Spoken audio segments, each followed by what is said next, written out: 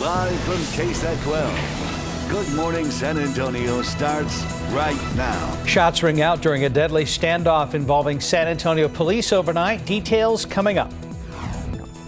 The House Select Committee begins its investigation into what happened during the January 6th riot.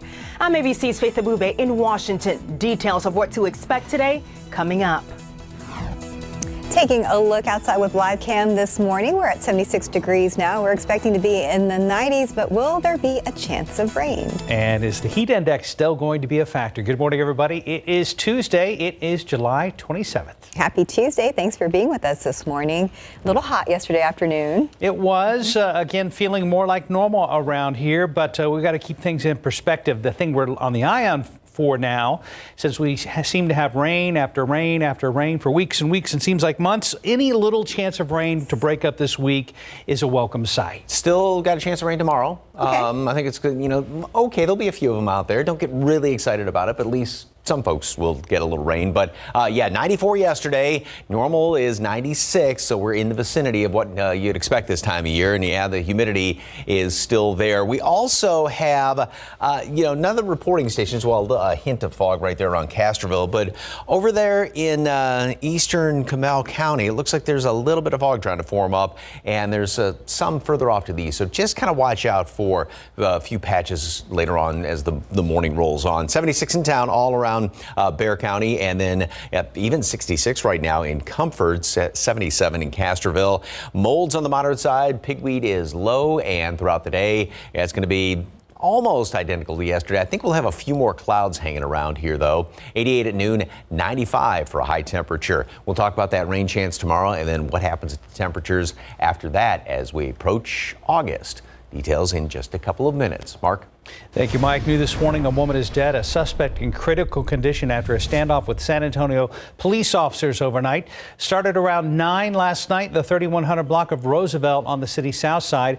SAPD Chief William McManus says the man was in a standoff with police because he was threatening to kill his child's mother. SAPD says 4 kids were inside the apartment as well. Towards the end of the incident, Chief McManus says the man walked outside with a shotgun and 3 officers shot him. SAPD says a woman was found dead inside the apartment. Officers were able to get the kids out safely. The suspect is now at the hospital. This morning, the House Select Committee in Washington will begin its investigation into the deadly January 6th attack on the U.S. Capitol. That House committee hearing starts at 8:30 this morning, and you can watch it live right here on KSAT 12. ABC's Faith Abube is in Washington with what we can expect. An emotional day ahead on Capitol Hill when 4 police officers who defended the U.S. Capitol on January 6 kickstart the House Select Committee's investigation into the deadly attack. Each expected to vividly detail their experiences with new graphic video from that day guiding today's hearing. D.C. police officer Michael Fanone, who battled the mob of Donald Trump supporters trying to stop Congress from certifying Joe Biden's Electoral College win, plans to testify in his uniform. I was beaten. I was struck numerous times at the base of my skull with a taser device, and as a result, I suffered a heart attack, traumatic brain injury. Now I'm grappling with PTSD. According to the Department of Justice, at least 165 people have been charged with assaulting, resisting, or impeding officers during the insurrection. Representative Adam Schiff telling ABC News the committee is still working on issuing subpoenas and could call lawmakers, including House Minority Leader Kevin McCarthy, to testify. We will follow the evidence wherever it leads, so no one is off the table. Today's hearing comes amid a tense fight between House Speaker Nancy Pelosi and McCarthy, after Pelosi blocked 2 of the GOP leader's 5 picks to the panel. McCarthy reacting by boycotting the investigation. GOP Congressman Adam Kinzinger of Illinois and Congresswoman Liz Cheney of Wyoming, handpicked by Pelosi, are so far the only 2 Republicans seated on the Select Committee. Aren't they kind of like Pelosi Republicans? We're about very serious business here. We have important work to do, and I think that's pretty childish. And McCarthy has threatened Republicans could launch their own investigation into the Capitol attack. In Washington, Faith Abube, ABC News. The Biden administration is planning to speed up deportations for some migrant families who cross the U.S.-Mexico border. The Department of Homeland Security says certain families will now be subject to fast-track deportation procedures known as expedited removal. The procedure allows immigration authorities to remove a person without a hearing before an immigration judge. It will apply to families who are not swiftly expelled under a pandemic-related border policy. The move is the latest indication of the Biden administration's wariness over migrants, including those seeking asylum, journeying to the U.S. southern border. The U.S. combat mission in Iraq will officially end by the end of the year. During a meeting at the White House, President Joe Biden stressed the U.S. is not turning its back on the country's strategic partnership. He also declared U.S. support for Iraq's democracy. U.S. forces will remain in Iraq but will no longer be called combat troops. They will now take on an advisory role. Both the U.S. and Iraq say they want to avoid what happened towards the end of 2011 under the Obama administration. The Biden administration tells Congress it needs a $1 billion in emergency funding to evacuate Afghans who helped U.S. and coalition forces in Afghanistan. If that doesn't happen, those people will likely be targeted by the Taliban. Lawmakers in both parties have ramped up pressure on the White House to move quickly to address the issue. They want $500 million for the State Department and $500 million for the Defense Department. Negotiations for that package are underway, and a top Republican leader says lawmakers are close to reaching a deal. Time now is 4:36 and it's about 76 degrees out there. Do you or someone you know own a pickup? Some of the newer ones may have bad blind spots you may not be aware of. Plus, why some on Team USA's basketball team are not happy with Coach Greg Popovich. Let's go outside with live cam. Not a bad morning out there. It's kind of still and warm. The moon is out. It's kind of a starry night, but we're also seeing some clouds and perhaps a touch of fog. We'll keep an eye on things with Mike Osterhage coming up right here on GMSA. We are just getting started.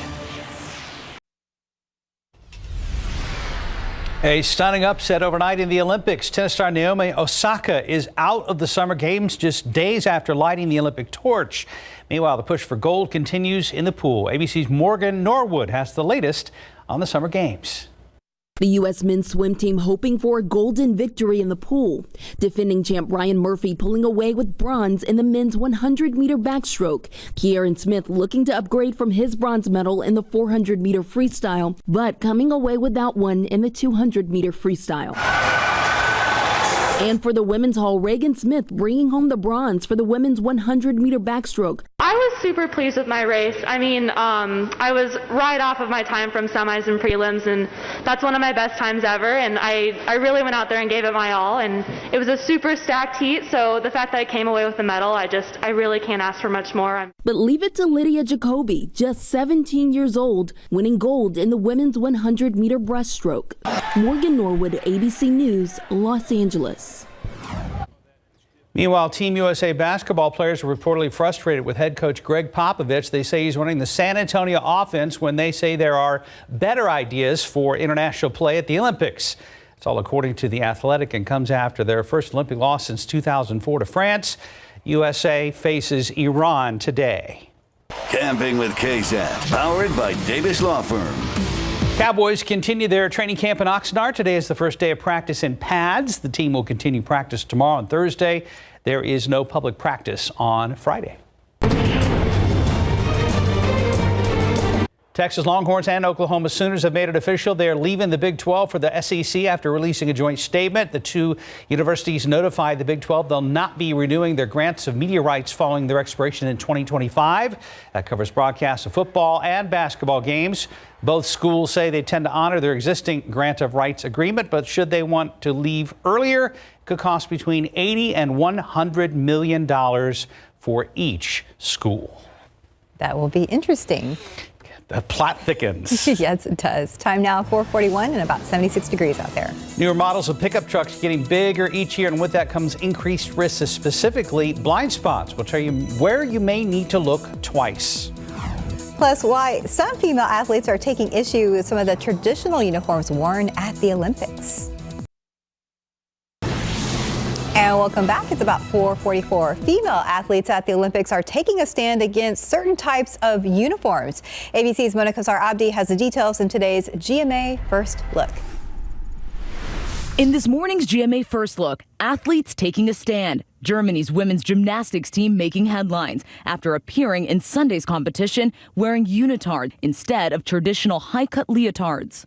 Team Germany debuted their new bodysuits in April. Elizabeth cites writing on Instagram, it's time that the unitards, quote, set an example for all gymnasts who may feel uncomfortable or even sexualize a normal suit. According to the International Gymnastics Federation, attire with sleeves or leg coverings are allowed as long as they match the rest of the uniform. And they're not the only ones. The Norwegian women's beach handball team making waves for wearing shorts instead of regulation bikini bottoms at a European tournament. The Norwegian Handball Federation fined nearly $2,000 for, quote, improper clothing. And coming up at 7 a.m., we'll tell you which huge pop star offered to step in and pay that fine. With your GMA First Look, I'm Monaco Sarabdi, ABC News, New York. It's 4:45. Pickup trucks seem to get bigger and bigger every year. And that may be increasing a hidden danger. 12 on your side's Marilyn Morris takes a look at blind spots right under your nose. In Texas, pickup trucks rule. They're big and getting bigger. A Consumer Reports analysis of data from 2000 to 2018 found passenger trucks are 11% higher and 24% heavier. And that increased heft means poorer sight lines and bigger blind spots. And bigger trucks can have even bigger blind spots. See that orange cone out there? I can't, not from the seat of this pickup. And it's more than 8 feet away. And that, safety advocates say, increases the risk of hitting a child. KidsInCars.org found most fatalities in these kinds of crashes were toddlers. Data also showed a pickup's tall front and higher bumper are also more likely to cause serious injury upon impact than the bumper of a lower vehicle. And trucks are more likely to push a pedestrian down. Why have pickups grown so tall? Ford and GM said it's consumer preference, and that big trucks need larger grills to cool the engine when towing trailers. What can be done? Besides cameras, Consumer Reports says mandatory automatic emergency braking can help, along with designing roads that are safer for pedestrians and cyclists in the first place. Marilyn Moritz, KSAT 12 News. Okay, 4:47, about 76 degrees. So it's not too bad right now. It's just later in the afternoon that we have to be a little careful. Right. And that's we keep talking about the averages and all. This is the average low temperature pretty much for this time of year. And then even in the afternoon, we've been spoiled. Been saying that. So this is what you'd expect in July around here. It does look like it's going to be getting hotter, but we do have a chance for some rain. Good. That's not bad. Yeah, hope that kind of eases the pain of the forecast down the road a little bit. This looks like just a whole bunch of fun out there in those paddle boats. I haven't done one of those in years. That'd be a lot. Good way to stay cool. So yeah, find some water, find some shade, lots of sunscreen. We've got our morning clouds hanging around here. No problems really. I mean, we haven't seen anything as far as any mist, drizzle. We're not going to see anything. Hint of fog around Castroville, and then there's also this batch, not at one of the reporting stations, but there in eastern, as I pointed out, eastern Comal County. So just kind of watch out, maybe around New Braunfels, heading in toward Randolph, down around Pleasanton, where we had some fog yesterday, for a hint or two of that. As far as the Saharan dust, the past couple of days, we have seen a little bit of that out there, and over the weekend, it was kind of that orangey, hazy look to the sky, but it does look like a lot of that. Some is going to be sitting over there over toward the Rio Grande Valley, but looks like it's going to be finally kind of getting out of the picture here. So that should leave us with clearer skies as far as visibility. Now, we are going to have a few more clouds hanging around here today, and it's still going to get temperatures up into the mid-90s later on this afternoon.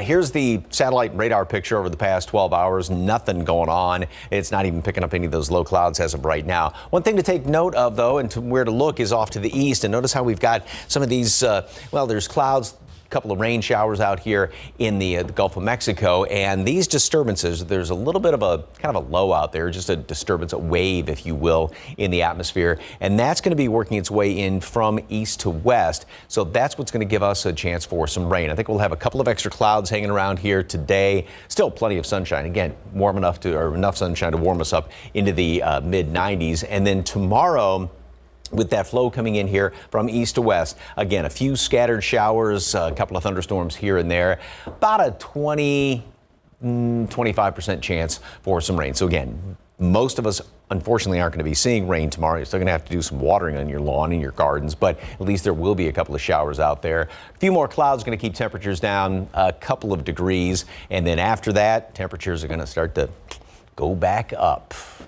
going to be flirting with hundreds by the weekend. 88 degrees, partly cloudy skies today at noon, and a high today up to 95. Get a couple of more clouds than what we had around here yesterday and on Sunday. And then tomorrow we do have that chance for a few showers here and there, and then back to the upper 90s going in toward the weekend. And as we start off the month of August, a lot of folks are going to start to see triple digits as we get in toward the weekend as well, obviously over toward the Rio Grande Valley. So yeah, and it sounds like the heat index would easily be over the century mark in areas like that. Yes, and by the end of the weekend and next week, we're going to be probably looking at those numbers up to where heat advisory criteria is going to be close to that. So I mean, even if you're just out in the sun, just proper precautions are always a good idea. Oh, you bet. Doesn't take long at all. Thank you, Mike. Thank you, sir. Right now it's 4:50, about 76 degrees. And still ahead, BTS returns to the top of the Billboard chart, plus details on a big premiere for a popular Apple TV show. Here are your lottery numbers. Pick 3 this morning, 361, Fireball 3. Your daily 4 numbers, 9627, Fireball 4. Cash 5, 1, 5, 11, 29, 30. And your Texas 2-step, 14, 26, 32, 34. Bonus ball, 18.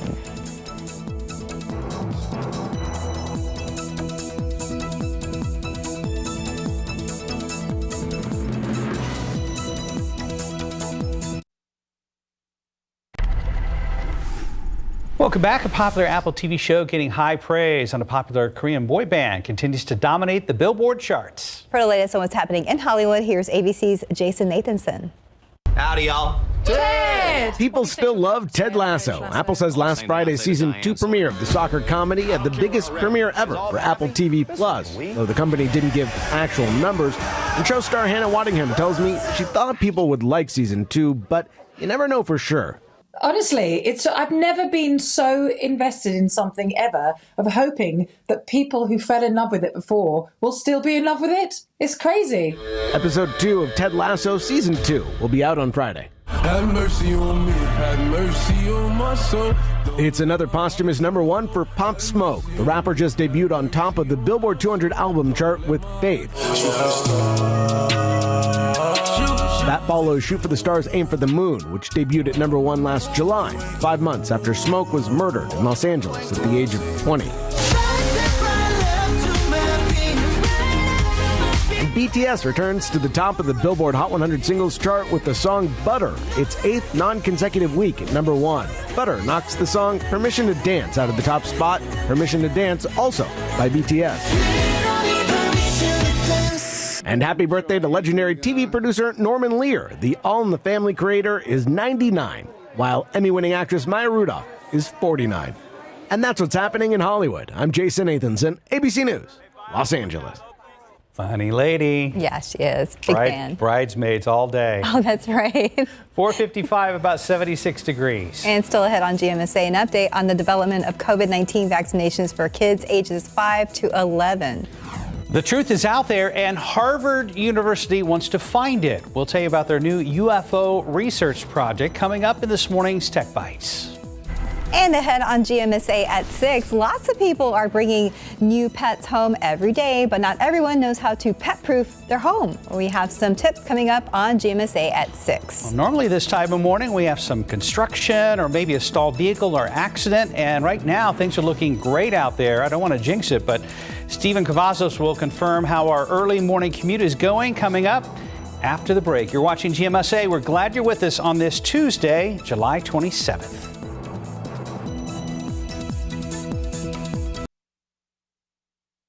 Live from KSAT 12. Good Morning San Antonio starts right now. Not everybody got to see this happen yesterday after the conviction of Otis McCain. His capital murder trial takes a violent turn.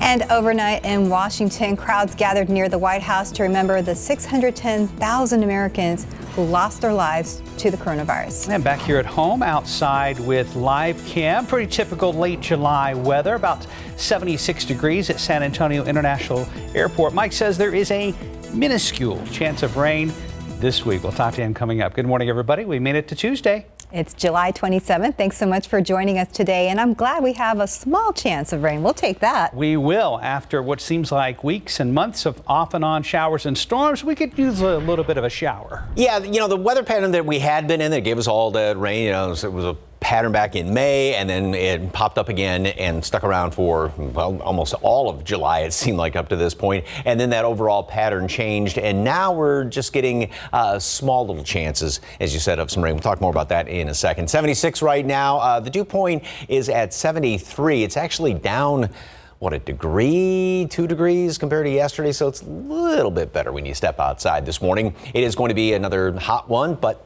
seasonably hot, 95. We will have a couple more clouds around here than yesterday, but that's not really going to block out the sun enough to keep those temperatures down. So yeah, it's going to be pretty toasty when you step outside. The aquifer went down 0.6 of a foot yesterday's reading. The allergens, we do have moderate mold out there, and pigweed is on the low side. There have been just a couple little hints of some fog, and these are the reporting areas. Castroville has now dropped to 5 miles visibility, and there's the little bit of fog just to the south of New Braunfels, east of Randolph, a little patch right there, and then further on down to the southeast. So again, just keep an eye out for, especially in the eastern areas, metropolitan zone, if you will. Watch out for a little bit of fog to pop up later on this morning. Again, mold is moderate and pigweed is on the low side. We've got 88 degrees today at noon and 95 for a high temperature. More sunshine, a couple of more clouds out there. Talk about those rain chances, and then how hot will it get to finish up July. Traffic Authority, Stephen Cavazos is here this morning. Good morning, sir. Anything big to know about? Hey, nothing yet, Mike. But we're watching the roads right now, seeing how things are picking up, and we're seeing a few more vehicles out this morning, but thankfully it's pretty quiet.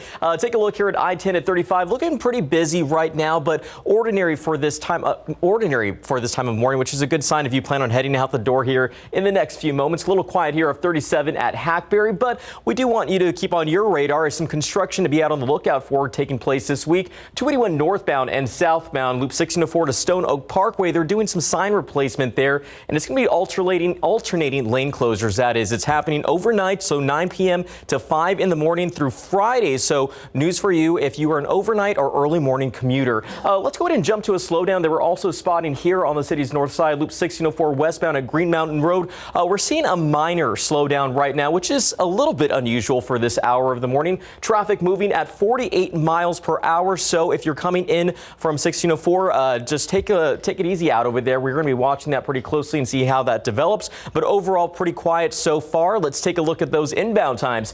Coming into the downtown San Antonio area for many of these communities, 25 minutes on I-10. If you're coming in from Bulverde, we got 26 minutes on 281. And if you're coming in from New Braunfels, it's still pretty good, 35. We're looking at 26 minutes right now. Taking one last look here at TransGuide. Morning's picking up, but so far things are looking pretty good. Mark, Stephanie? Thank you, Stephen. We want to warn you, our top story is disturbing. Natalie, breaking news. San Antonio police say 3 young children have led them to a gruesome scene inside an East Side home. Officers found a woman inside a blood-soaked apartment suffering from what they say are puncture wounds. And this is happening in the 1500 block of Upland Road and near East Houston. Katrina Weber is there with a live report. Now, Katrina, how did the children figure into this? Well, good morning, Stephanie. Police tell us that an officer happened to be in this area, saw those children wandering along East Houston Street and stopped to talk to them. That is when they told them that their mother was dead. Police then had the children lead them back here to the Antioch Village Apartments. They've been working in that second floor apartment ever since. This happened a little bit before 4 o'clock this morning. They say that the minute they went inside the apartment, they saw blood everywhere, in every room of the house. They searched the house and couldn't find anyone at first, but then as they approached the bathroom, the sergeant tells me that they could see the woman's legs in the bathtub. They assumed that they would find someone dead in the apartment because of the amount of blood. But as they approached the door, they could hear the woman talking to them.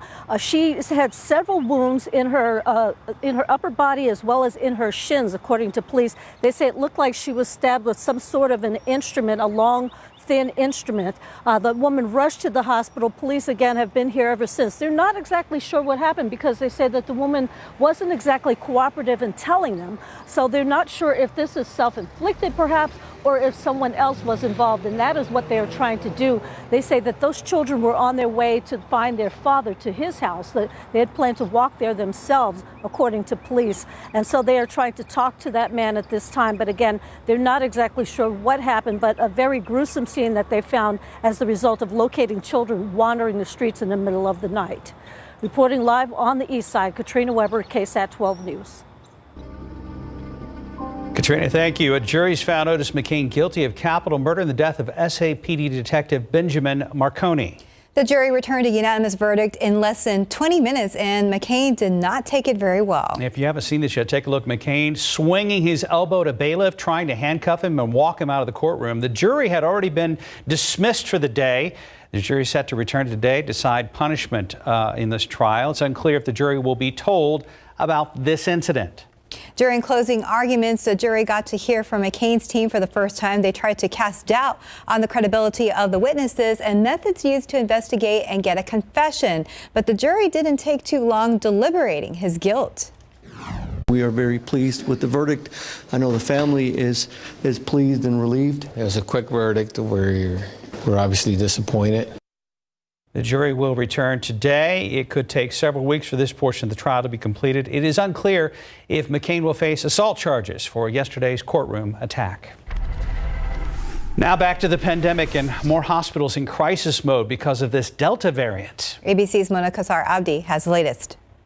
Last night, a crowd gathered near the White House, lighting candles to remember the 610,000 Americans who've lost their lives to the coronavirus. It comes as cases climb in 49 states, and the highly contagious Delta variant threatens to overwhelm hospitals. According to the CDC, every county in Arkansas and Louisiana has high levels of community transmission, and in Florida, it's all but one county. We are seeing nearly 1,000 new cases in Orange County daily. We are now in crisis mode.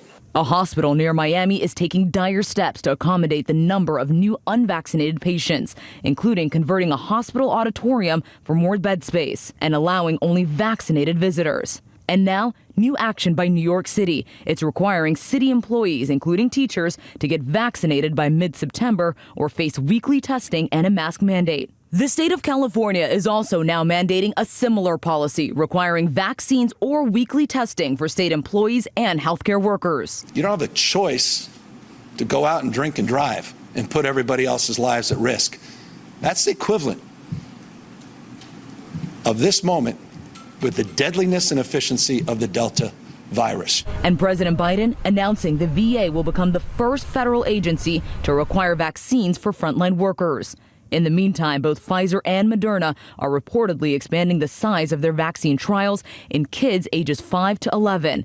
Out of concern, the size of the original trials were too small to detect rare side effects. In order to better capture the data of these rare incidences, then you need an increased sample size for these studies, which is why they're expanding the sample size for Pfizer and Moderna. So it's a precautionary measure. Mona Kassar Abdi, ABC News, New York.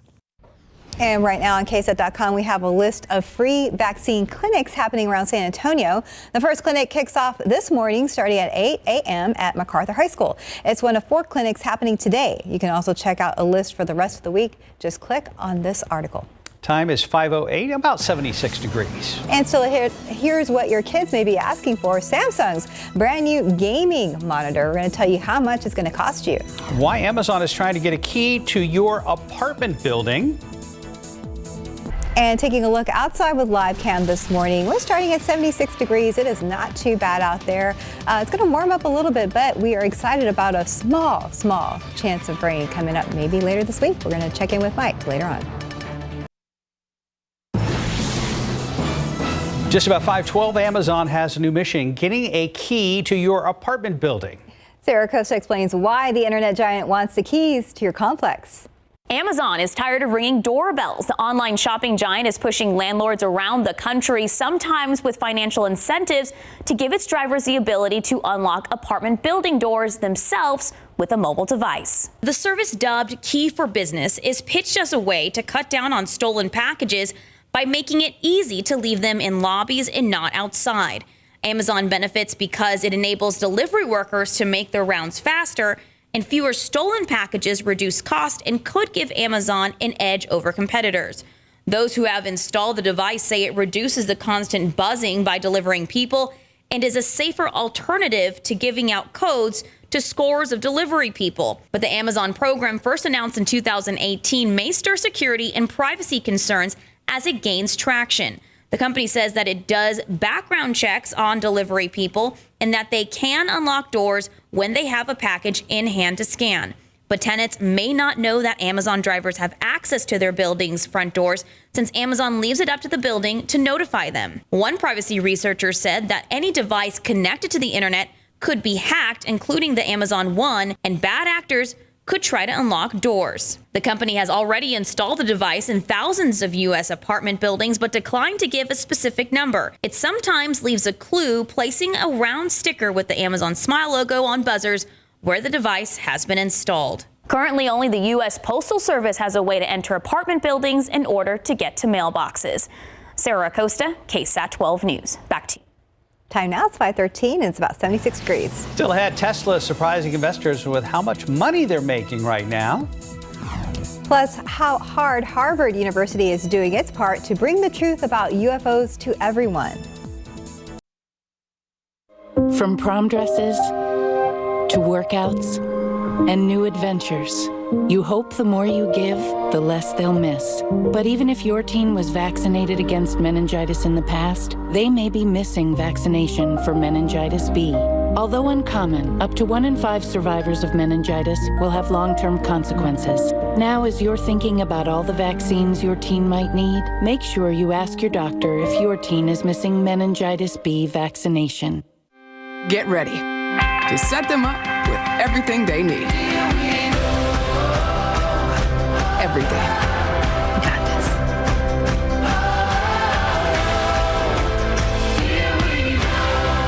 Is Olay better than your clean beauty? Olay has 99% pure niacinamide. It's derm tested, and now it's cleanest formula with hydration that beats the $400 cream. Tried, tested, never bested. Shop at Olay.com. In today's Tech Bites, Tesla's new record. Elon Musk's car company says it just earned over $1 billion in 1 quarter for the first time ever, and it might have been better. Musk told investors supply chain problems forced production delays in several plants. Samsung is ready to roll out its latest curved gaming monitor. The Odyssey Neo G9 will run you about $2,500, nearly $1,000 more than the original. Pre-orders start later this week. Finally, a new search for UFOs. A Harvard professor is leading a new team that will look at whether extraterrestrial civilizations exist. It's being called the Galileo Project and will piggyback on the federal government's recent report. The team says humans can no longer ignore the possibility of other civilizations. I wonder if that civilization will phone home. Those are your Tech Bites. Have a great day. Showtime's about to launch a new expose series about HBOs, about UFOs. Same we thing. know what HBOs are. Home box office. Right. About UFOs on, I believe it's Sunday, August 8th. So check that out. The ads are running right now. Looks really cool. Very timely. Mm-hmm. I was going to say, you should have heard Mark's reaction to the Samsung gaming system. I said, oh. Yeah, at first. And then the price. And then the price. Yeah. You wouldn't buy that either, would you, Stephen? No, I mean, I'd stick to like Candyland, the board games, the traditional route. But Steve, I got to ask you, have you ever seen an HBO in person? What is that again? An HBO. I mean, a home box office, right? Gosh. I've Falling only seen into Mark's HBO. trap every morning. It never fails.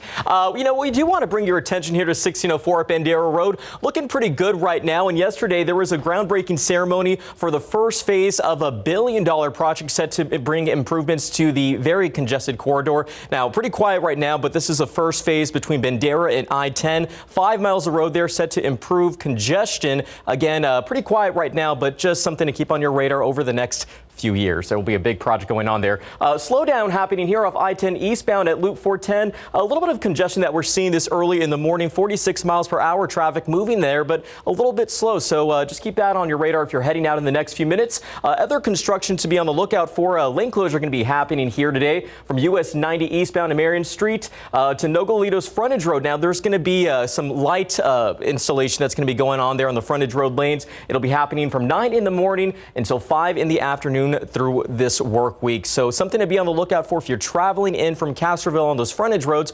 Just be cautious. But again, pretty quiet right now as we're getting this new day started. Not a whole lot of activity happening on our maps. We've been checking the tech stop pages. Things are looking pretty good right now. Maybe a good time to head out and grab a cup of iced coffee. But right now, pretty quiet here at 1604 at Bandera Road. But we'll be watching things closely. I'll have to look up what an HBO is. HBO. It's an unidentified cable channel. Unidentified cable channel. That's cute. But, UFOs aren't necessarily extraterrestrial. It's just something that's unidentified. And there's a new acronym now, I think, from the military or government. I can't remember what it is, but it's not UFO anymore. Oh, okay. Yeah. Well, there was a scientist years ago, and they said just statistically, when you look at the number of galaxies out there, and millions of galaxies, there are billions of galaxies, and then the billions of stars in those galaxies, and if it was like 0.000% or something like that, that would still leave 1 million possible planets with life on it. So, something, do the, whatever the math works out to, but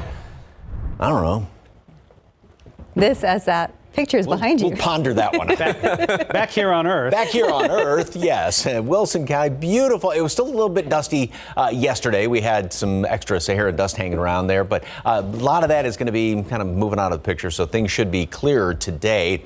And out there at the airport, no visibility problems. 73 is the dew point right now, and that's actually down just a degree. And I know that doesn't sound like a lot, but 1 or 2 degrees with dew points does make a somewhat of a difference, and it's a little bit lower there at Kerrville as well as Hondo. Now, despite that, there are some hints of fog off to the east in eastern Comal County as of right now, and further on down at the southeast. So keep an eye out for some of that. We should see our kind of 24-hour cycle with dew point humidity dropping down a little bit by later on this afternoon, a bit more comfortable in the afternoon. We'll still have a few more clouds hanging around here. That'll come up tomorrow morning, and then drop down a little bit in the afternoon tomorrow as well. So at least we're into that cycle where it's not quite as humid in the afternoon. A couple of extra clouds hanging around here today, and then tomorrow we are going to be starting off with some sunshine. However, there's going to be a chance for a few showers around here. There's a disturbance coming in from the east, and that's going to give us that chance for some rain. Again, this is that computer model kind of broad brushes things, so it's not going to rain everywhere, but there will be the chance for a couple of showers hanging around here. Then we get into the latter part of the week, a few sea breeze showers. Again, this is broad brush, not everywhere, and that's going to be Friday. Weekend looks like it's going to be fairly high and dry around here, and then going into the first part of next week, and with all that sunshine later in the weekend and Monday, temperatures are going to be upper 90s, close to 100. What's interesting is this long-range computer model then has another batch of rain or chance for some rain coming in here by the middle part of next week.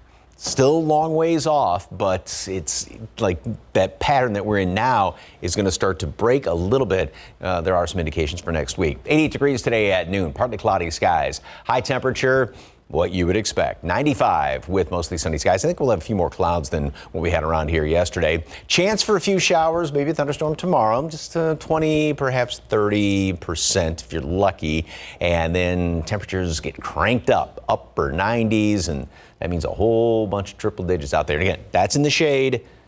You get in the direct sun, it feels 15 degrees hotter than that approximately. To follow up, they're called UAPs now, unidentified aerial phenomena. Oh, okay. That's the new acronym for UFOs. So UAP. Live it, learn it, love it. Right now, 523, 75 degrees. And still ahead in your morning spotlight, new details on a new Exorcist film trilogy. It's widely considered one of the scariest movies ever made. And after nearly half a century, there's more where that came from. CNN's David Daniel has details in today's Hollywood Minute. That the power of Christ compels you Universal and Peacock were compelled to pay some $400 million for the rights to a trilogy of films branching off from The Exorcist. Oscar nominee Leslie Odom Jr. is set to star, and original Exorcist star Ellen Burstyn is returning as Chris McNeil. The first film in the trilogy is due in theaters October 13th, 2023. My bad habits lead to late nights sitting alone. Ed Sheeran looks pretty scary himself in his video for Bad Habits, which is now the biggest song in the world. It's risen to #1 on Billboard's Global 200 chart and its Global Excluding US chart, which is just what it sounds like. Both charts measure streaming and sales activity. I felt like a princess. I was living the dream. Celebrity stylist and Usher's ex-wife, Tamika Foster Raymond, is telling her story. Her new memoir, Here I Stand in a Beautiful State, includes tales of her work with A-list clients, her marriage and custody battle, the death of her young son, and her own near-death experience. Here I Stand in a Beautiful State arrives in bookstores Tuesday. In Hollywood, I'm David Daniel. 527, about 75 degrees. And still ahead on GMSA, nearly 44% of U.S. counties fall into the CDC's category of high COVID-19 transmission. We're going to tell you which areas are struggling the most. Plus, how you can choose flights that may be a little more friendly to the environment.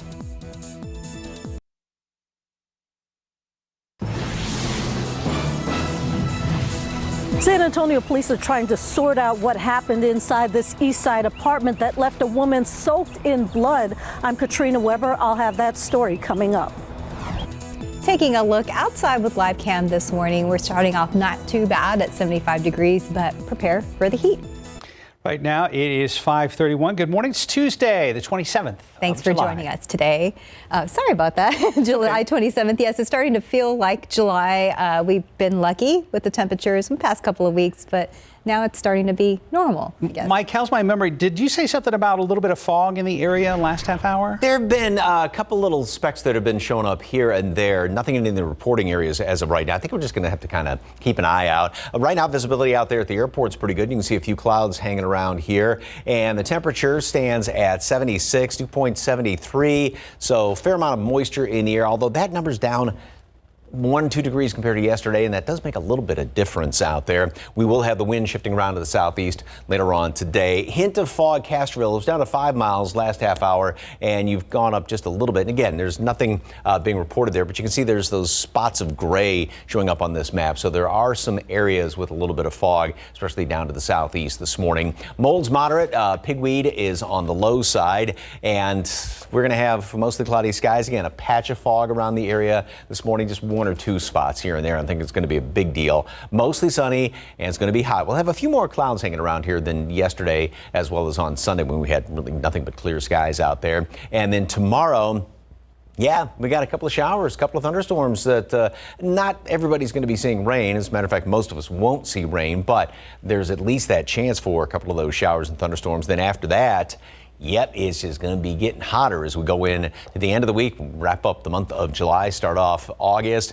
A lot of upper 90s and a lot of triple digits. Details in just a couple of minutes. Traffic authorities, Stephen Cavazos, what's going on? Hey, good morning, Mike. Well, it's definitely picking up here at US 90 at Couples, but thankfully we're not seeing any real big issues that would cause any delay for your morning commute. Just take a look at some of these shots at TransGuide. We have 281 here at Loop 410 West. Yeah, we're getting a few more of these vehicles out on the roads, but again, thankfully, things are looking pretty good for this Tuesday morning, but we're still spotting the slowdown here off I-10 eastbound at Loop 410 with traffic moving at 46 miles per hour. Now, we did see a few slowdowns earlier, but those have quickly resolved. This looks pretty minor. When you look at the big scope of things, lots of green. That seems to be the dominant color here on the maps. With a few construction that you want to be on the lookout for, we can tell you about that later this morning on GMSA. But right now, let's get to those inbound times. Actually, we're going to jump back to TransGuide. Looks like we didn't get that slide in there, but things are looking good. Coming up later on GMSA, of course, we will have that construction and those inbound times, but I can tell you right now, things are looking pretty good for that morning commute.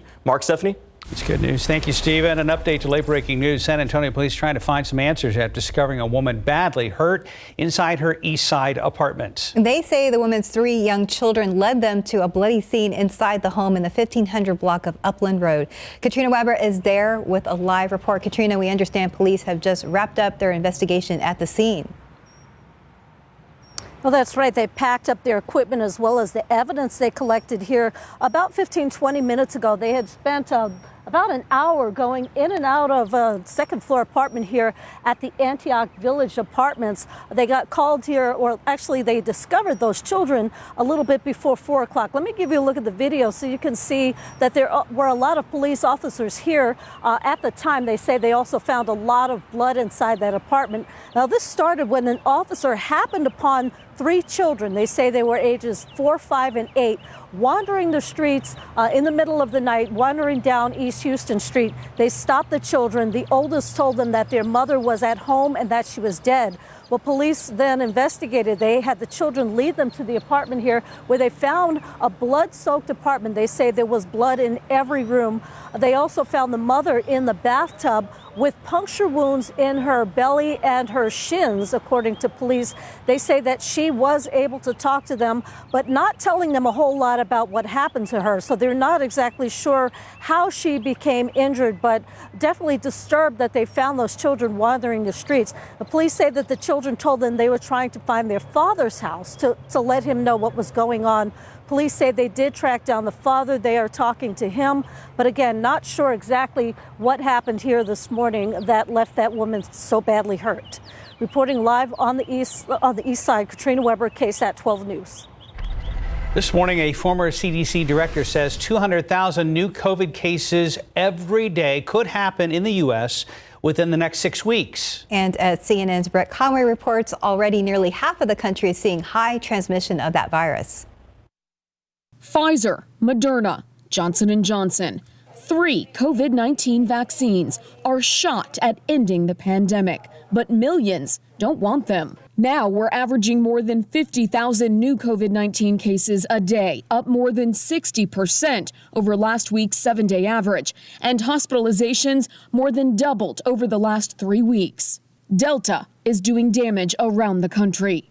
Nearly 44% of counties have what the CDC considers to be high COVID-19 transmission. That means 100 or more cases per 100,000 people, or at least a 10% positivity rate in the past 7 days. It's just about every county in Missouri, Louisiana, Mississippi, and Alabama. In Arkansas, it's every county. Same with Florida, which had more COVID-19 deaths over the past week than any other state. More than 90% of the patients who are being admitted to the hospital are unvaccinated. They're desperate because they're gasping for air. Unfortunately, we're having people that are very young with no preconditions, and they're getting pretty sick. Healthcare workers are exhausted. We kind of really haven't had a chance to recuperate and recover, and now we're right back into it. These patients are very difficult to take care of. We have to adapt to a world with COVID in it. We have to adjust our expectations to this new reality. It gets emotional. It's difficult to watch this day in and day out. I'm Britt Conway reporting. North and South Korea have restored suspended communication channels and agreed to improve their ties. That's despite a 2.5-year stalemate in U.S.-led nuclear diplomacy. The two countries' presidents reached the agreement during several exchanges of letters since April. The move may help ease animosities, but it's unclear whether Pyongyang would go as far as to revive previous cooperation programs with Seoul and return to nuclear talks with Washington. Today is the 68th anniversary of the signing of the armistice that ended the 1950-53 Korean War. President Joe Biden will make his first visit to an agency of the U.S. intelligence community under different circumstances than his predecessor. This afternoon, Biden is scheduled to visit the Office of the Director of National Intelligence, which by law oversees the 17 U.S. intelligence organizations. The White House says Biden intends to express admiration for their work and underscore the importance of intelligence analysis free from political interference. Former President Trump visited the CIA on his first full day in office, praising the agencies, but also airing personal grievances. 5:38, about 75 degrees. Still ahead, before you start buying school supplies online, there are a few scams you need to know about. And next, ways you might be able to choose more eco-friendly flights when you take your next vacation. And taking a look outside with live cam, we're at 75 degrees for now, but we are expecting rain this week. It's a small chance of rain, but we'll be checking in with Mike to see when.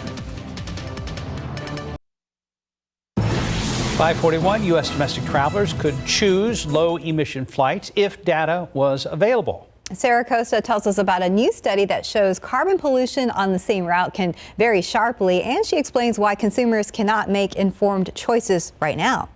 Commercial flying is a real carbon bomb as emissions from commercial aviation are growing rapidly and are on track to triple by 2050.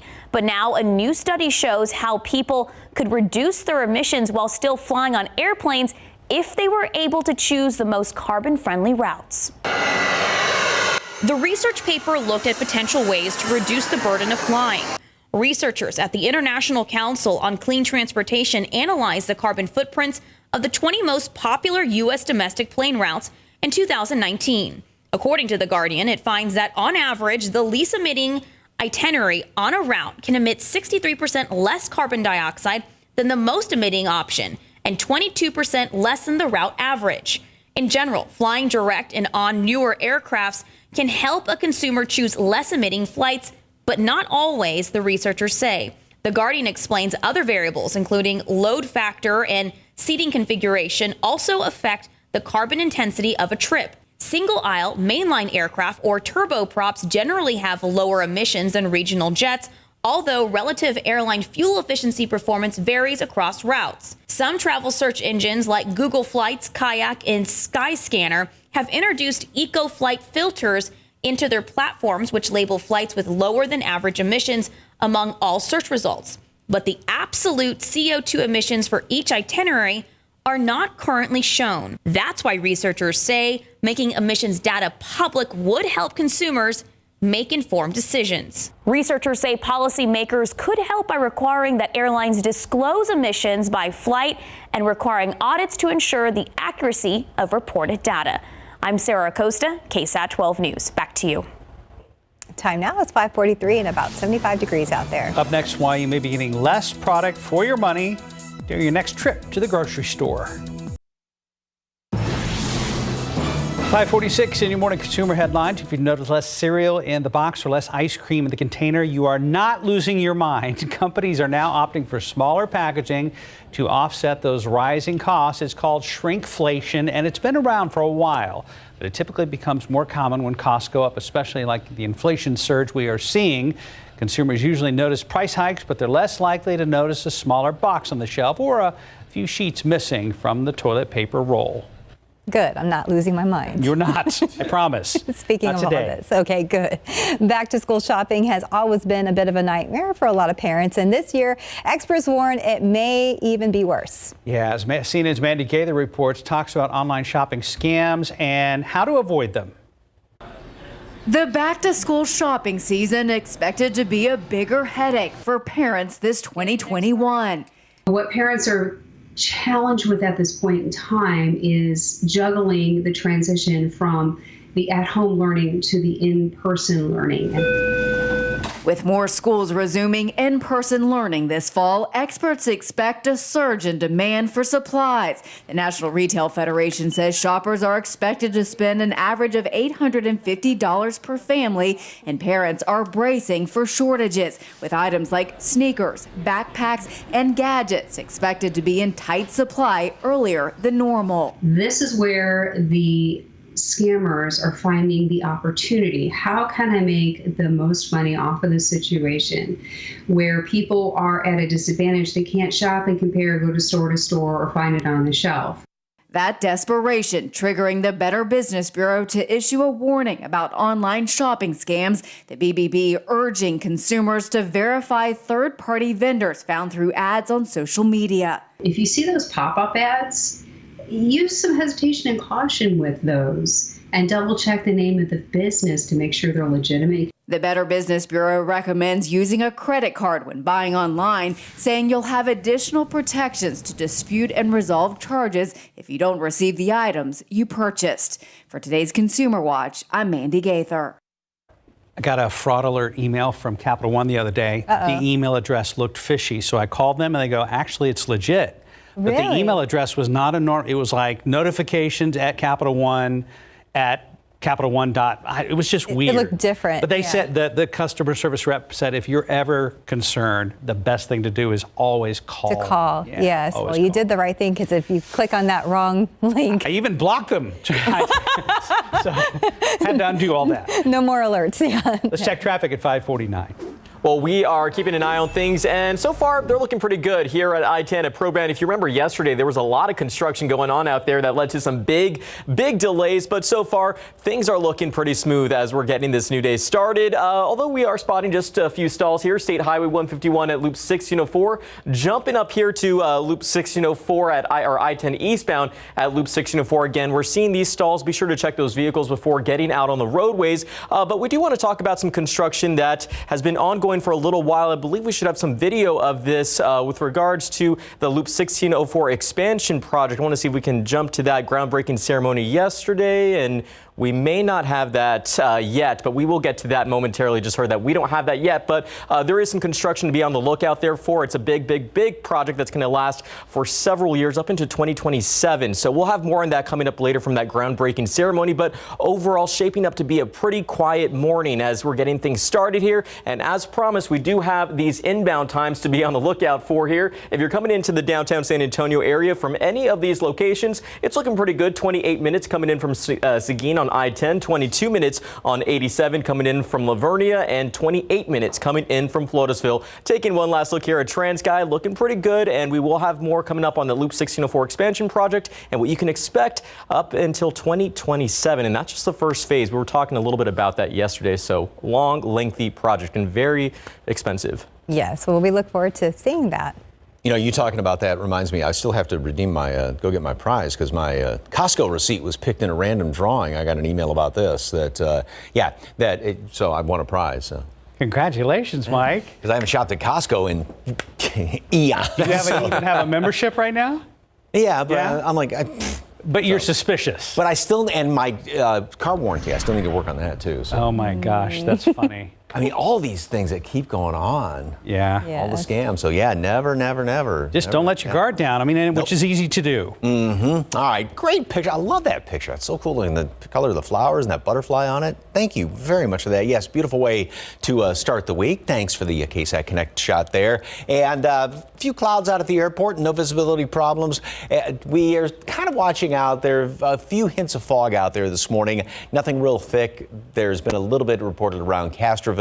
Last check, visibility was 7 miles. So we're not seeing a lot of it. Just kind of watch out, especially off to the east and to the southeast. Yesterday, 1, 2, 3 triple digits on this map. Spotswood got up to 99, of course, but a 94 here in town. 4 triple digits on the map. And that's still 2 degrees below normal. We have only hit a normal average high temperature in the month of July, one time, and that was back on the 3rd when we actually got 1 degree above normal. So yeah, this trend does continue, even though it is going to be hotter. We'll still be up in the mid-90s today, 95, 96 all around the area. And of course, we'll have the heat index to deal with. And once again, to reemphasize, all the numbers are in the shade. You get in the direct sun, and it's even hotter than that. So water, shade, sunscreen, everything else, air conditioning if at all possible.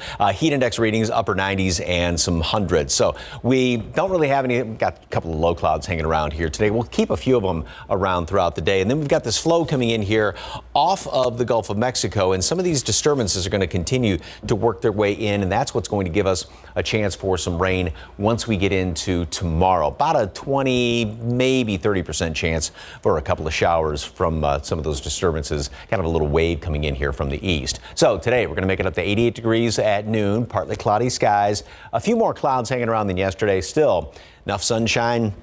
Gets us up to 95 later on today. The chance of rain tomorrow, very small chance of rain. And then after that, temperatures continue to go up as especially the ground continues to dry out. Upper 90s, a lot of triple digits this weekend and starting off the first part of next week. We could, long range way down the road. There may be another chance of rain by the middle of next week. Still ways off, but indications. We'll take any chance we can get. Yes, indeed.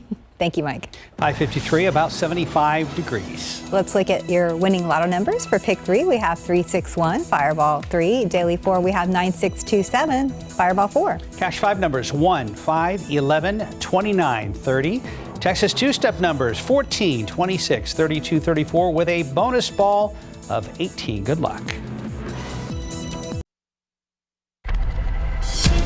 Good morning. Coming up here on GMA, we are live in Tokyo with the latest from the Olympics. Team USA picking up more gold, and Simone Biles and the gymnastics team going for gold this morning. What her grandmother's saying about cheering her on from afar. Also, Tokyo, meanwhile, reporting the biggest increase in COVID cases yet. We'll get into all of it coming up right here on Good Morning America. The city of San Antonio now opening up cooling centers to provide some relief from the heat. There are dozens of centers that will be open through Saturday. Libraries make up some of those locations. This map shows other places around the county to help people cool down. We have a link with all these locations on our website at ksat.com. Glad you're with us this morning. Ahead in the next hour, GMSA, an Ivy League professor wants to join in the search for answers regarding UFOs. We'll have details. Plus, we'll tell you about changes one local school district is making in a response to the coronavirus. And lots of questions after police discover a woman badly hurt in her East Side apartment overnight. Katrina Weber will bring us a live update coming up at the top of the hour. Let's check TransGuide right now. Heavy traffic building out there. Looks like we have some blinking lights at I-10 at UTSA Boulevard. We'll find out what the situation is out there with our traffic expert, Stephen Cavazos, coming up in just moments right here on GMSA. We'll be right back.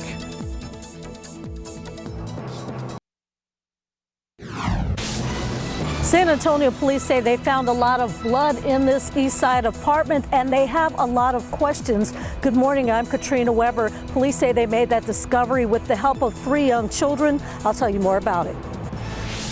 The House Select Committee begins its investigation into what happened during the January 6th riot. I'm ABC's Faith Abube in Washington. Details of what to expect today coming up. This had everybody talking. A dramatic scene following a guilty verdict in the trial of Otis McCain. We will have the very latest, and we don't actually have video of the scene there, but we will show you coming up. And taking a look outside with live cam this morning, we're at 75 degrees. A nice picture out there. It's actually not too bad right now, so if you need to water your plants or take out the dog, now's the time to do it. Live from KSAT 12. Good Morning San Antonio starts right now. Good morning, Rise and Shine. It is Tuesday, July 27th. Happy Tuesday. Thanks for joining us. I hope you had a great Monday. Went outside, temporarily for, just to, we thought we were going to go for a walk. I was like, I think I'll wait till the evening hours. Long walk became a short family walk. Yes, very short. Understandable. Be careful, especially if you're out walking dogs later in the day. That pavement really builds up heat quickly, doesn't it, Mike? Yep, and think about, we always talk about water bowls and things like that, too. I mean, I know sometimes if I'm, cutting the grass and I have one of those metal, mugs, and just, a little bit of that in the sunshine, just, the outside of it gets almost too hot to handle. So think what that's doing to a dog bowl out there. So, yeah, just take it easy in the, when you're out, lots of shade, if at all possible, sunscreen.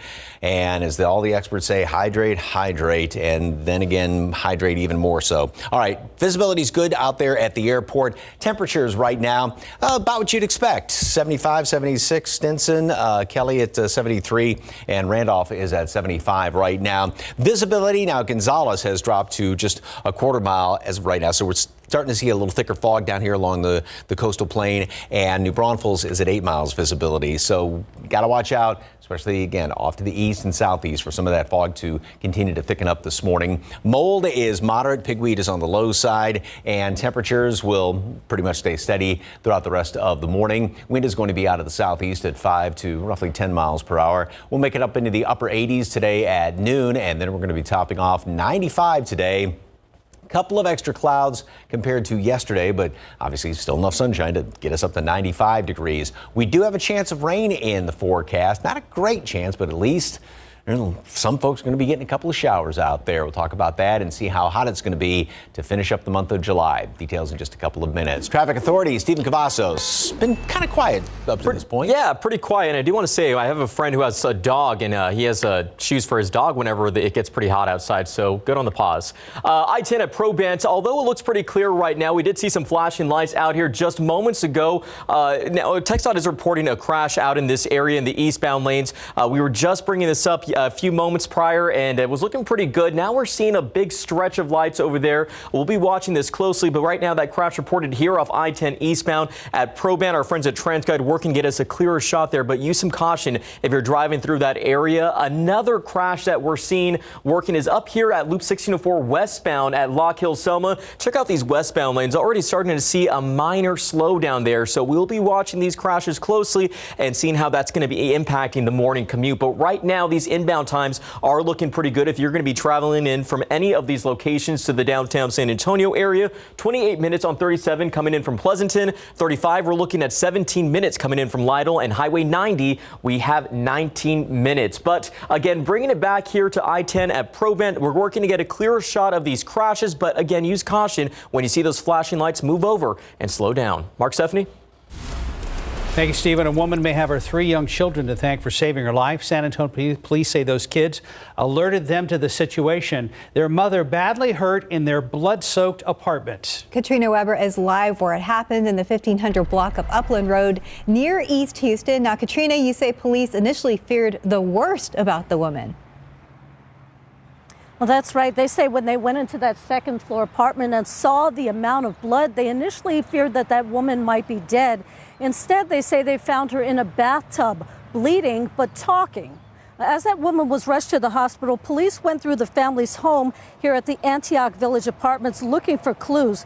They say an officer driving down East Houston Street before this morning first noticed the children wandering down the street on their own. He says the oldest child, who was 8, told him that they were trying to find their father because their mother was dead.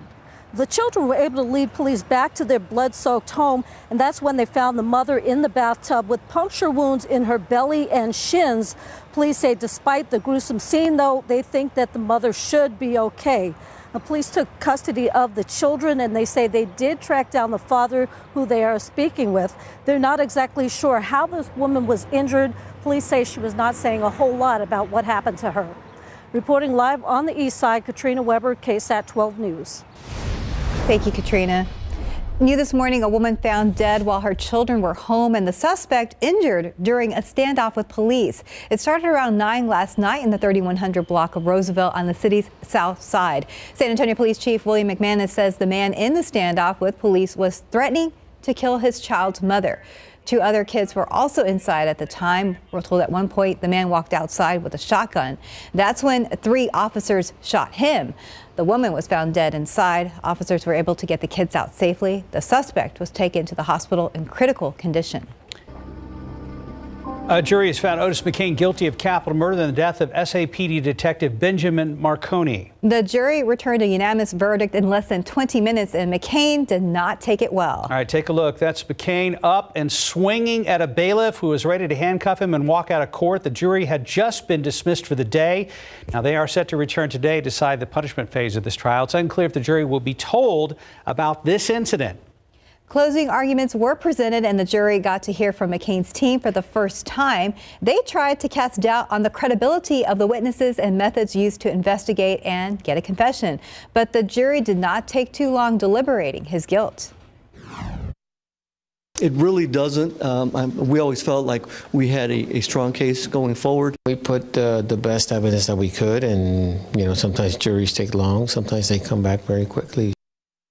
The jury will return to hear evidence today. Could take weeks for this portion of the trial to be completed. It's unclear if McCain will face assault charges for yesterday's in-court attack.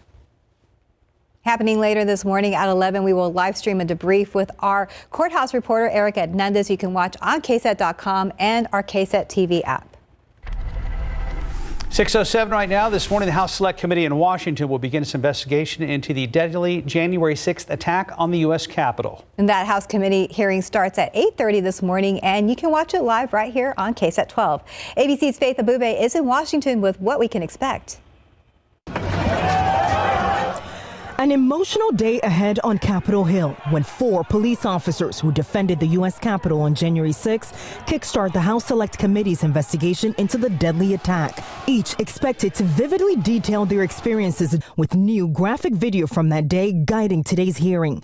D.C. police officer Michael Fanone, who battled the mob of Donald Trump supporters trying to stop Congress from certifying Joe Biden's Electoral College win, plans to testify in his uniform. I was beaten.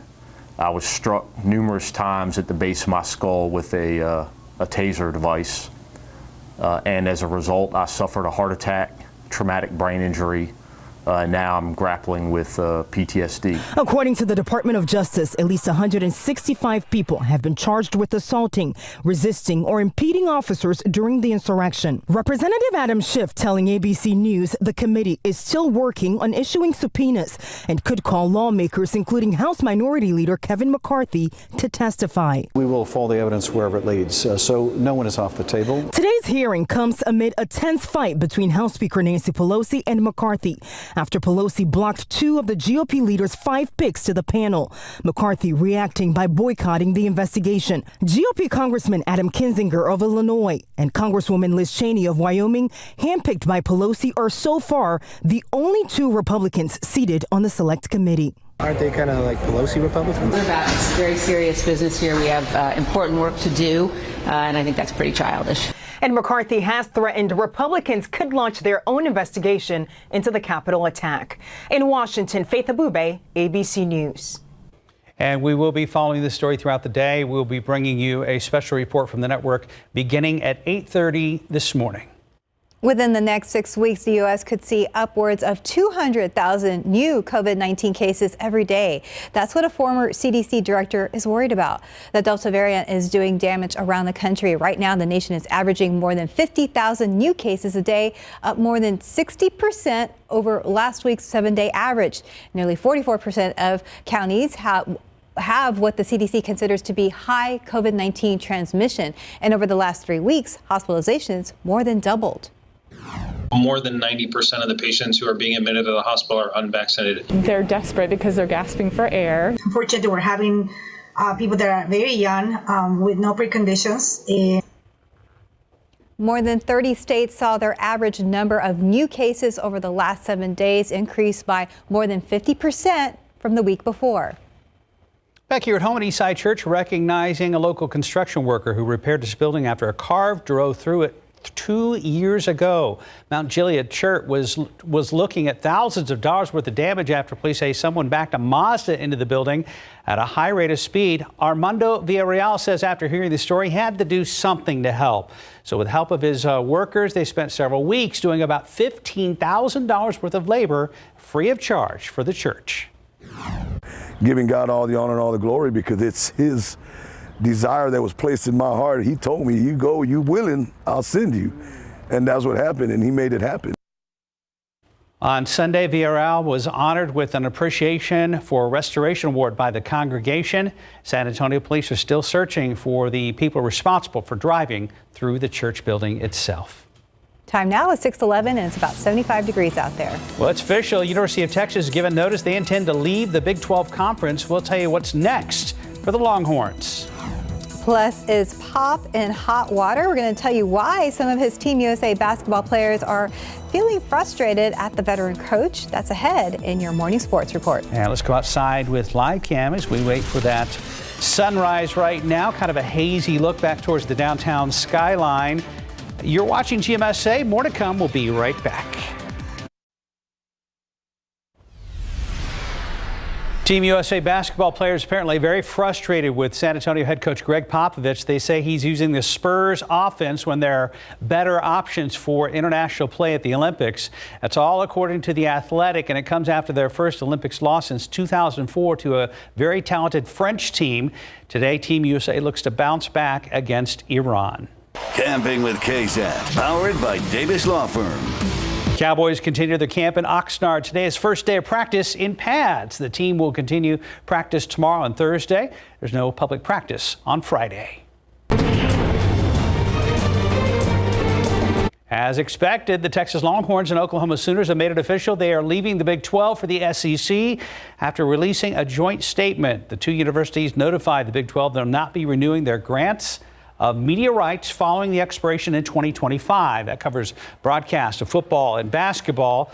Both schools say they intend to honor their existing agreements, but should they want out early, it may cost each school between $80 and $100 million. And that's a look at sports. Be interesting to see what happens. Out on the roadways, not too pretty out there on I-10, Stephen. Now, it's been getting really busy, Mark, Stephanie. Take a look here off I-10 westbound at Presa. We do have a crash reported out there that's leading to some big slowdowns right here in these westbound lanes of I-10. We do have some flashing lights out there, but right now looks like this is going to be causing a lot of headaches for drivers in that particular area because we have another crash reported out there in these eastbound lanes right at Probent that we told you about. So, again, these are going to be the big issues when it comes to that morning commute. We want to jump to another crash happening here off Loop 1604 westbound right at Lock Hill Selma. Seeing the same issue out over there. Again, use some caution when you're heading out the roads this morning. When you see those flashing lights, move over, slow down. We do want to bring your attention, though, to 1604. The expansion project had a groundbreaking ceremony yesterday. Now, this is all part of a big project. Now, this will be the first segment of the Loop 1604 expansion project that includes plans for 5 segments of construction on Loop 1604. Now, this first segment includes 5 miles from Bandera Road, that is, to I-10. Now, this is part of the project. This part, that is set to cost $148 million. And according to TxDOT, Loop 1604 is one of the most congested corridors in the entire state. So something to be on the lookout for. This will be lasting for several years. So hopefully that does bring some relief to the area. But right now, it doesn't look like drivers here are going to see much relief anytime soon. But we'll be watching these roads closely. What a mess. Thank you, Stephen. Mike, I know we have a small chance of rain soon, but we'll take that. Yeah, because this time last week we were looking at how the overall weather pattern was changing. We were in the last couple of days of getting that afternoon rain, and it looked like it was going to be zilch throughout the rest of July. But some folks, we'll get some rain tomorrow. Today, no. We're starting off right now, 75 degrees in town. Everybody's fairly consistent right now, close to averages, normal low temperatures. Mostly sunny, hot today. Again, a few of those scattered showers and thunderstorms tomorrow, and then the rest of the week it is going to be sunshine and upper 90s, and there's going to be a lot of folks who are going to be seeing triple digits out there. This is a great looking picture, and then you got the caption, which makes it even better. It's like, what a better way to end a Monday than go to the spa.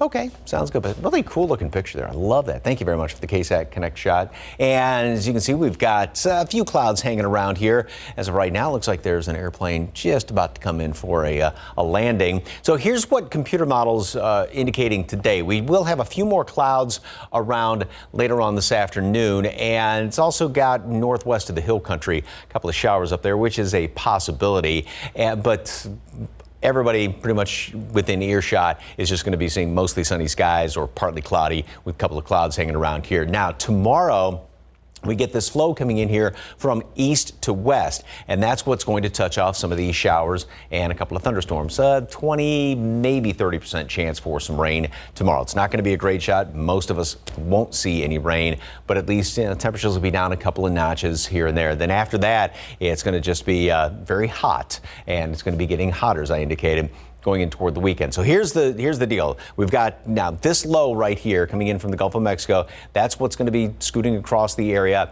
Little waves move in through here. Not a great rain producer, very efficient rain producer, but just with a little weakness in the atmosphere, some of those showers popping up. That's going to sort of fizzle on out. High is going to build in here. That's the usual summer feature that sits right on top of us. So that will be dominating the weather through the weekend, keeping us on the hot side. What's interesting is next week, it looks like this is going to start to kind of break a little bit more instead of really dominating the southeast part of the country. Another big trough is developing up there around the Great Lakes, and it does look like this may actually throw some disturbances down in our direction and give us rain chances by the middle part of next week. Still obviously a long way off, but it is an interesting little factor to the forecast. 88 degrees at noon today, partly cloudy skies, and then we're going to make it up to 95, mostly sunny. A few extra clouds hanging around here. Got that chance for a couple of showers around tomorrow.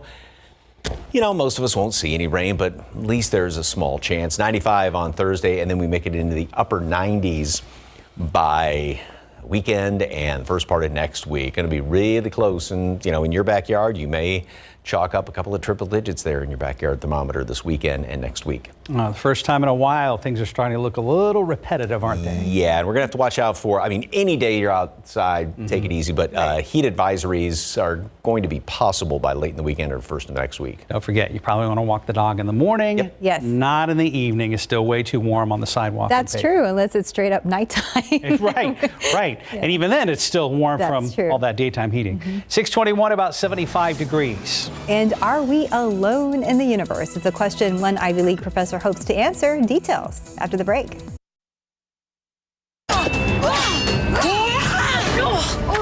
Had enough? No, arthritis. Here, new Aspercream arthritis. Full prescription strength. Reduces inflammation. Thank the gods. Don't thank them too soon. Kick pain in the Aspercream. Brushing only reaches 25% of your mouth. Listerine cleans virtually 100%, helping to prevent gum disease and bad breath. Never settle for 25%. Always go for 100. Bring out the bold. This is what freedom sounds like. And this is what freedom smells like. Enjoy 30 days of open road freshness. Febreze car. My auntie called me. She said, Uncle's had a heart attack. I needed him to be here. Your heart isn't just yours. Protect it with Bayer aspirin. Be sure to talk to your doctor before you begin an aspirin regimen. In this morning's GMA First Look, athletes taking a stand. Germany's women's gymnastics team making headlines after appearing in Sunday's competition wearing unitard instead of traditional high-cut leotards. Team Germany debuted their new bodysuits in April. Elizabeth cites writing on Instagram, it's time that the unitards, quote, set an example for all gymnasts who may feel uncomfortable or even sexualize a normal suit.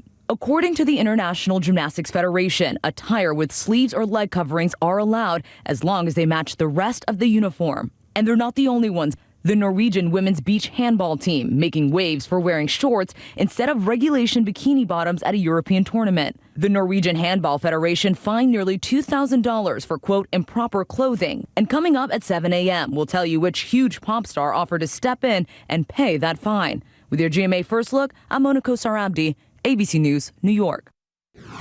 A new search for UFOs. A Harvard professor is leading a new team that will look at whether extraterrestrial civilizations exist. It's being called the Galileo Project, and it will piggyback on the federal government's recent report. The team says humans can no longer ignore the possibility of other civilizations. 626, about 75 degrees. And still ahead on GMSA, we're going to get back with Katrina Weber. She's staying on top of a police investigation. A woman found badly hurt in her East Side apartment.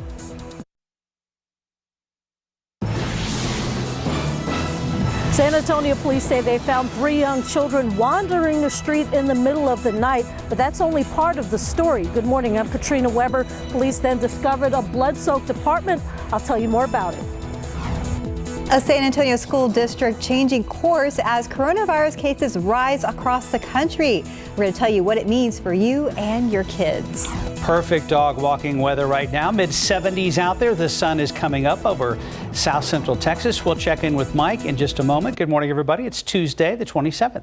Thanks for joining us today. Yeah, it looks beautiful out there right now, and I'm excited. Today, my daughter has volleyball practice, but it's going to be indoors. Indoors? Yes. You guys have been busy. They just finished basketball camp, and now they're moving on to volleyball. Yes, we are. Trying to keep her busy. Yeah, and think about that with now more schools getting back, and you got the band practice and football and everything that's going to start up fairly soon here. So, yeah, get the kids hydrated. And it's one of those mornings, too, if you went for a dog walk this morning and the humidity's okay, but then you come back in the air conditioning, you're really cold because that moisture that built up in your body is evaporating, so that makes it even cooler in the air conditioning. But yeah, cooling down is the secret in this kind of weather. A few clouds off in the distance there, otherwise some clear sky. Should be a decent sunrise this morning. 75 right now, dew points at 73, and yeah, that's tolerable.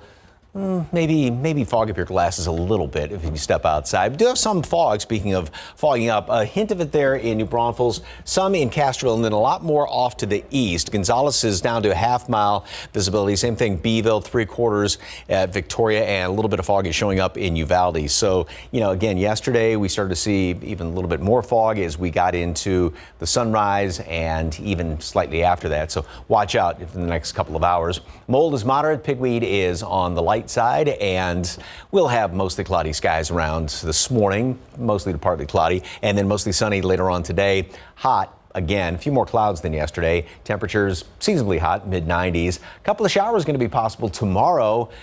Don't get too excited about it. It's only about a, say, 20, maybe 30% chance for some rain, and then after that, going to get hotter. Plenty of sunshine through the weekend. Details in just a couple of minutes.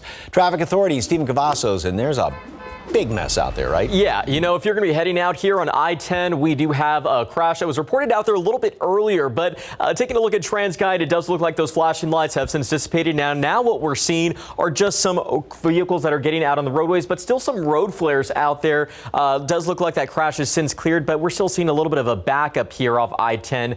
This is in the eastbound lanes right at Probent. You can see that red does show that congestion. We were just showing you right there from the shot at TransGuide, but this isn't the only crash that came up on our maps here in just the last few moments. We want to take you up here to Loop 1604 westbound at Lock Hill Selma. We told you about this crash a few minutes ago, also causing some delays here in these westbound lanes of 1604.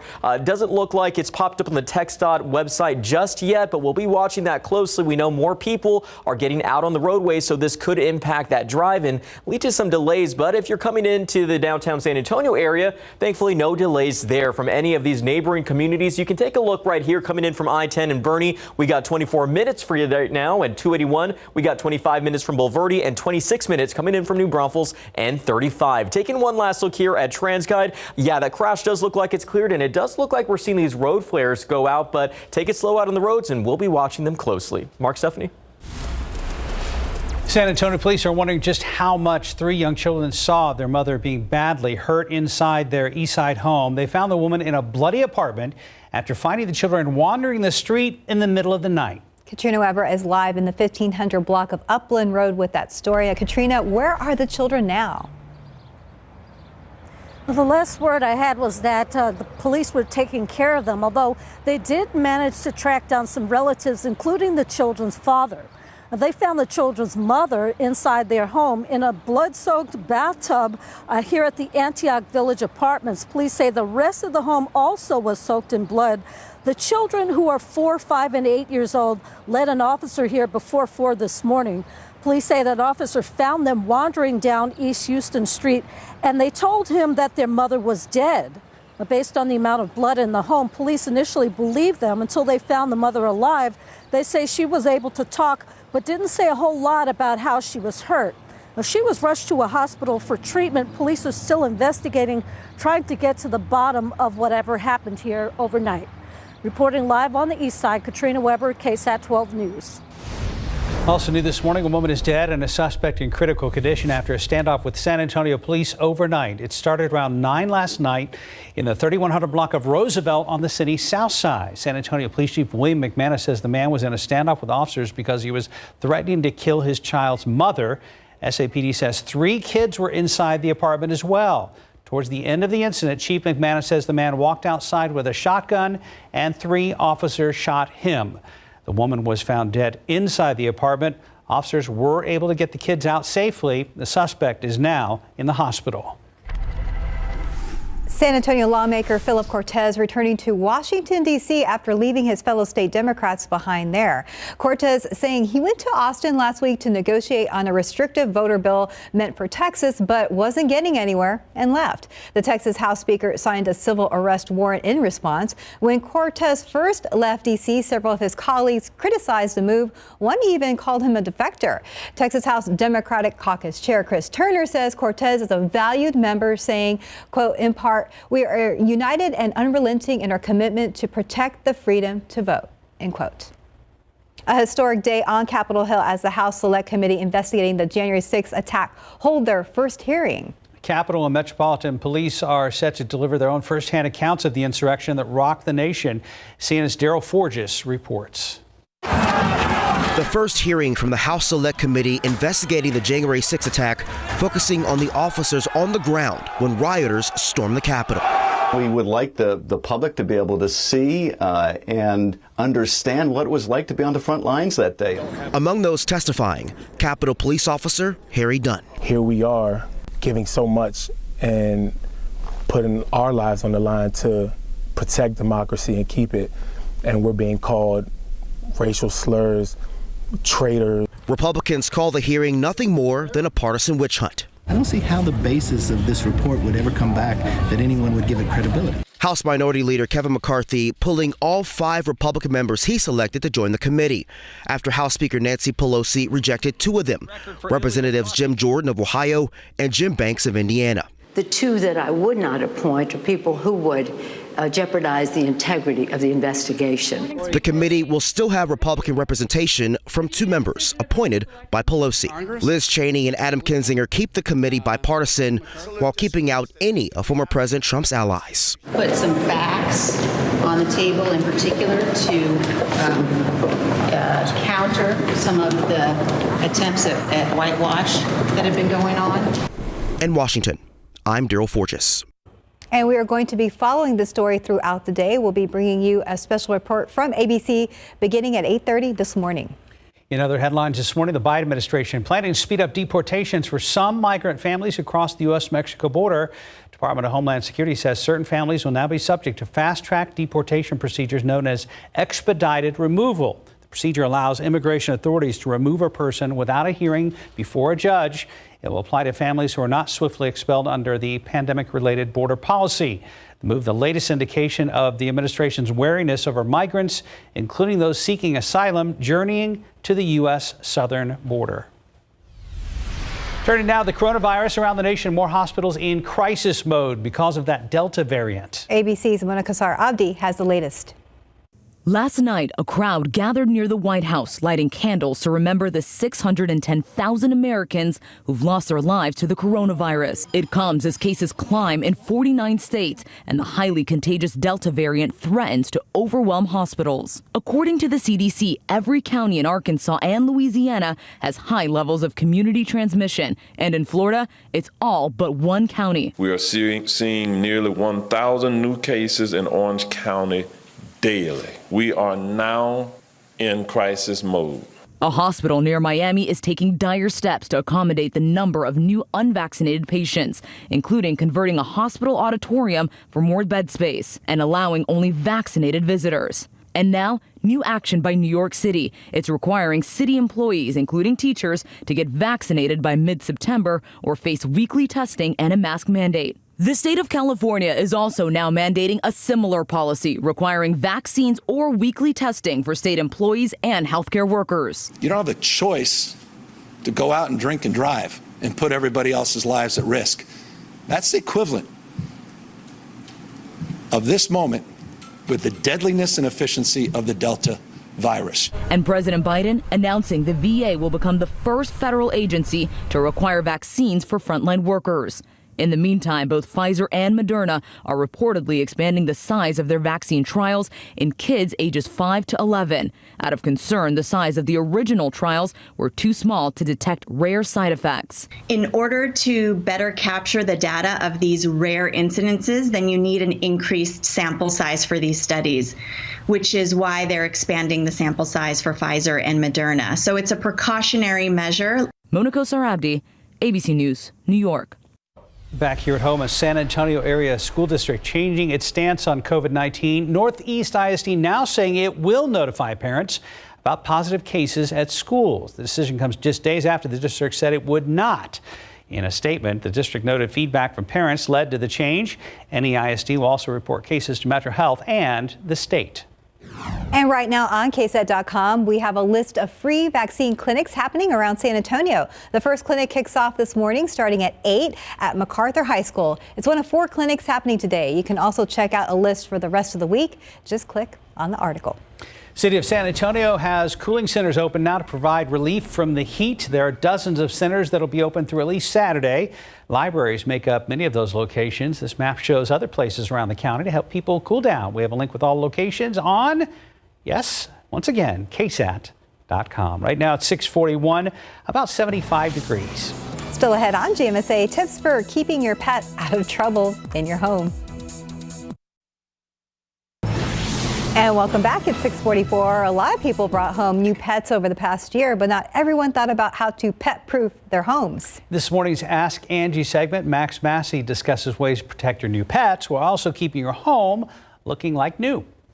Pets are such a wonderful addition to the family, and there are a few things that you can do to make sure that your home is a safe and happy place for them. Giving your pet more space to explore is great, but there are some benefits to containing them as well. Crates and baby gates can help create a pet-friendly area where you can add water, toys, and even a comfortable place to lie down. Make sure the area is clear of hazardous materials, food, medications, and personal items that they could end up destroying. Get in the habit of putting away potentially dangerous items.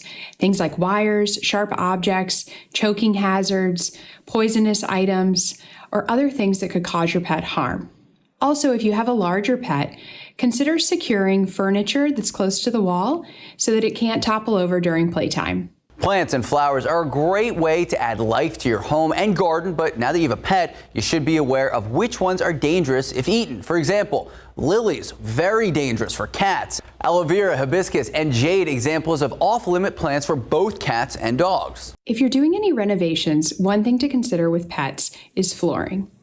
You want to make sure that you use a material that can handle whatever muddy paws it sees. Vinyl and laminate are great options for this reason, as they're scratch resistant. Also consider finishes and textures that will hide any pet damage. Make sure you know how to clean and protect any flooring, new or old. Have the right cleaners on hand for your floors and your furniture. Also a good idea to get in the habit of closing bathrooms and laundry room doors so your pets don't drink from the toilet or end up stuck in the washer or dryer. Max Massey, KSAT 12 News. Good morning, everyone. Keeping a very close eye on these busy incidents that are happening here, specifically on I-10 at Pressa. We told you about a crash that happened off at Probent. Looks like we had a separate crash reported out here just moments later. And take a look right now. It looks like there's at least one lane blocked, including a shoulder lane there from that shot at TransGuide. But taking a look right here at the map, we're already starting to see that buildup, guys, right there off I-10 westbound. 3 lanes at least blocked here at Pine Street. But that crash reported as you approach 37. Use extra caution. Remember to slow down when you see those flashing lights. Another crash reported here off Loop 410 eastbound at Palo Alto Road. We know that the right-hand shoulder is blocked out there. So again, this seems to right now be the big issue as we're seeing these crashes popping up on our system. One other crash happening here off Loop 1604 westbound at Lock Hill Soma. This was leading to some big delays on those westbound lanes of 1604. Thankfully, it looks like that is now moving. This crash could now have been cleared, but just use that caution when you're heading out the door this morning. We're going to be keeping a close eye of I-10 at Pressa and see how that's going to be impacting the morning drive. But I think Mike's got your forecast for you right now. Thank you very much, sir. And first of all, somebody sent this picture to Steph this morning, and meeting of the minds. Love it. Wonder if they're discussing what's for dinner. I don't know. Don't know about that. But anyway, interesting picture. I know who's going to win. Oh. Anyway, here's a look off to the east, and you can see a little bit of a hazy start to the day. Maybe some leftover Saharan dust, but most of that should be getting on out of here throughout the day and the next couple of days. Not much is showing up on the satellite picture, just a couple of low clouds here and there. You look off to the east, and we've got a few disturbances out here in the Gulf of Mexico. A little bit better to see, and there's a bad frame in here. Sorry about that. But there's the flow coming in here from east to west. And this is some of the disturbances off here to the east are what are going to be sliding on in here tomorrow to give us that chance for some rain. I think we'll have a couple of extra clouds hanging around here today.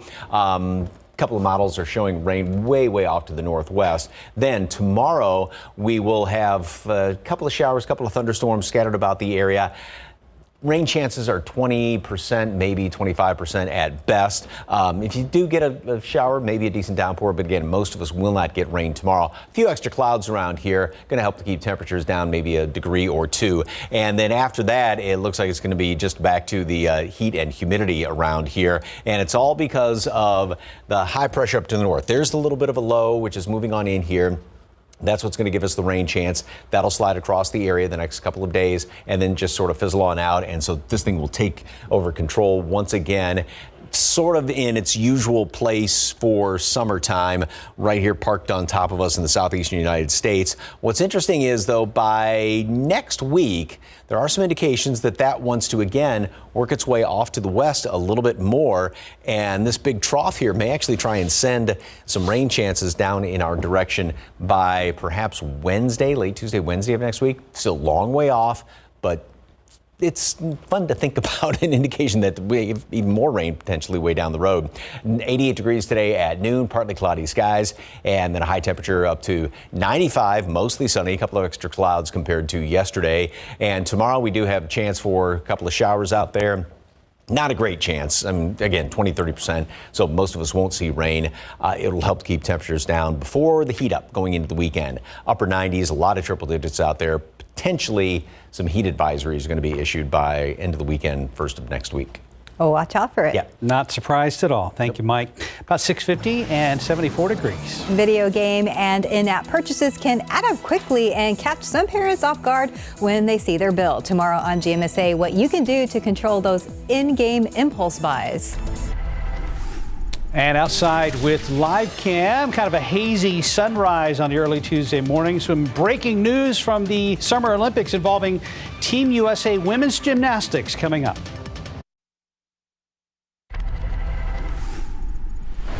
A lot of blood, but not a lot of answers. Good morning, I'm Katrina Weber. Police say that's the situation regarding a discovery they made at this East Side apartment early this morning. Inside a second-floor unit at the Antioch Village Apartments is where police found a woman cut and bleeding in a bathtub. They say her apartment also was filled with blood. The police say her 3 children led them here before 4 this morning after an officer found them wandering down an East Side street. The children, who are 4, 5, and 8 years old, told police they were trying to go to their father's home because their mother was home dead. The police say she had puncture wounds in her belly and shins, but that the mother is still alive. She was taken to a hospital for treatment. Police say they still don't know how she was hurt because she was not saying a whole lot to them about it. Reporting from the East Side, Katrina Weber, KSAT 12 News. And we have some late breaking news. Reigning Olympic gymnastics champ Simone Biles has just withdrawn from the team finals after apparently suffering an injury during the vault. The 24-year-old U.S. star is widely considered to be one of the greatest gymnasts of all time. We don't have any other information right now, but we'll be bringing you more on this story online and today at noon. Let's check on traffic right now. It is 5 till 7. Here's Steven. Yeah, use some caution out this morning because we do have a few crashes that have been popping up on our radar here. Take a look at I-10 at Prescott. We just showed you this a few minutes ago, but we do have Texas crews and working to clear this scene. We should say some emergency crews out there working to clear that up. One lane still blocked. You can see the traffic slowing down. There are 3 lanes blocked at Pine Street, but overall that seems to be the trending issue right now. We saw a few crashes, but those have since cleared, but that could be impacting the morning drive. But we're looking at our inbound times. They're looking pretty good here if you're going to be traveling to the downtown San Antonio area, but we'll be watching this closely. And Mike, where's the sun here? Well, we'll see more of it later on today. As you can see, kind of a hazy sunrise out there. Some clouds still hanging around. We do have a little bit of fog. Nothing really in the metropolitan area. Some down around Pleasanton, Castroville, a hint of it, and then more off to the east. So we're going to have to keep an eye out. Pleasanton, New Braunfels, say even Randolph potentially this morning for some of this fog. 74 right now, 75 Randolph, 76 at Stinson, 88 at noon today, 95 high temperature with plenty of sunshine out there, and small chance of rain, very small chance of rain tomorrow. Don't forget to know GMSA at 9 today due to ABC special coverage from the House Select Committee hearings in Washington. But we'll see you back here tomorrow. Have a great day.